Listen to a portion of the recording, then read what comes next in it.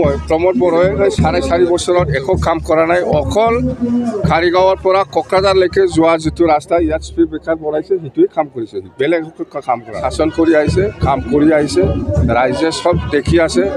কিন্তু এইটোকে কৈছোঁ মই প্ৰমোদ বড়োৱে 4.5 বছৰত একো কাম কৰা নাই। অকল খাৰিগাঁৱৰ পৰা কোকৰাঝাৰলৈকে যোৱা যিটো ৰাস্তা ইয়াত স্পীড ব্ৰেকাৰ বনাইছে সেইটোৱে কাম কৰিছে, বেলেগ কাম কৰা BPF দলৰ হৈ পেলাই কোনোবা দলৰ লগত যে প্ৰত্যাহ্বান হ'ব সেইটো আমি ভবা নাই। আমাৰ লগত প্ৰত্যাহ্বান কৰিব পৰা কোনো দল নাই।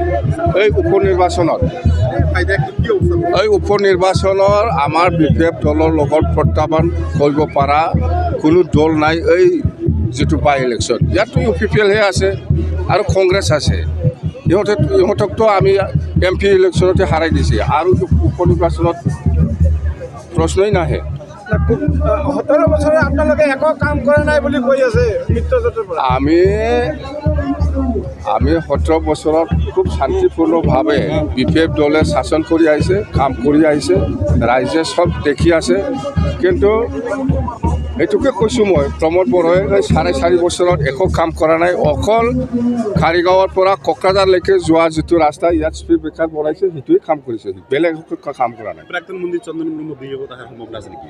নাই, প্ৰাক্তন মন্ত্ৰী চন্দন ব্ৰহ্ম ডাঙৰীয়াক মই এটা মানে অনুৰোধ কৰিছোঁ, মই মানুহ পঠাই দিছোঁ যে আপুনি আহক, ঘূৰি আহক, আগত যি হ'ল আমি একেলগে থাকি পেলাই কাম কৰিম বুলি মই অনুৰোধ জনাইছোঁ। এতিয়া একো ৰেছপন্স অহা নাই এতিয়ালৈকে। মুঠতে মই অহাটো বিচাৰোঁ। অহাৰ সম্ভাৱনা আছেনে? এতিয়া কোৱা নাযায়, মুঠতে অহাটো আমি বিচাৰিছোঁ, আহিলে খুব ভাল হয়। UPPL NDA প্ৰাৰ্থী আছে, কিমান ফেক্টৰ হ'ব বুলি ভাবিছে আপুনি?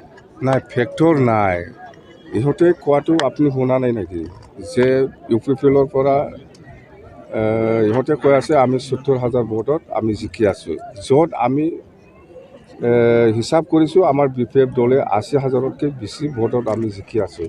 তো প্ৰশ্ন সেইটোৱে 80,000টো বেছি না 70,000টো বেছি। ছাৰ, বিগত লোকসভা নিৰ্বাচনত কংগ্ৰেছে আপোনালোকৰ ভোট কাটাৰ কাৰণে আপোনালোকৰ প্ৰাৰ্থী হাৰি ল'বলৈ ৰাজনৈতিক আলোচনা হৈছে। এই বছৰত কংগ্ৰেছে প্ৰাৰ্থী দিছে, কিবা তেনেকুৱা সম্ভাৱনা আছে? কংগ্ৰেছে নাই, নিজৰ পাৰ্টিৰ কথা কেণ্ডিডেট দিব লাগে দিছে, কিন্তু কংগ্ৰেছ ফেক্টৰ নহয় আমাৰ এই চিডলি সমষ্টিত, UPPLও ফেক্টৰ নহয়।